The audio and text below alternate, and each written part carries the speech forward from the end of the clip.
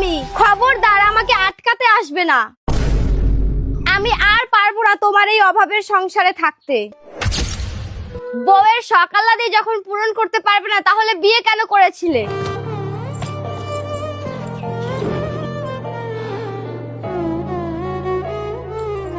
Hello মা, আমি আর ওর কাছে থাকতে পারতেছি না, আমি তোমার কাছে চলে আসতেছি। কেন মা, জামাইয়ের সাথে কি ঝগড়া করছস নাকি? বিয়ের পর থেকে সংসারে অভাব লেগেই রয়েছে, আমি আর এই সংসারে থাকতে পারবো না। যখন তোর বাবার খারাপ সময় ছিল তখন আমি তোর বাবার পাশে ছিলাম, আর আমি যদি তখন চলে যেতাম তাহলে তোর কি হতো? তুই তো এতিম হতি। তুই কি কখনো ভেবে দেখেছিস তোর সন্তানের বাবার পরিচয় তুই কিভাবে দিবি? আর আমার মতে প্রত্যেকটা স্বামীর পাশেই তার স্ত্রীর থাকা উচিত। আর একটা কথা কান খুলে শুনে রাখ, তখনই বাপের বাড়িতে আসবি যখন তোর স্বামীকে নিয়ে আসতে পারবি। আর এখন মাথা ঠান্ডা করে তোর স্বামীর কাছে চলে যা।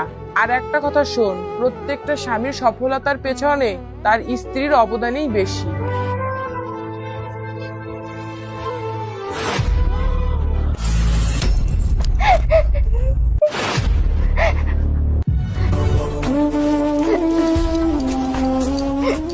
যে নারী শূন্য পকেটে স্বামীর পাশে থাকে সেই নারী প্রকৃত স্ত্রী হওয়ার যোগ্যতা রাখে।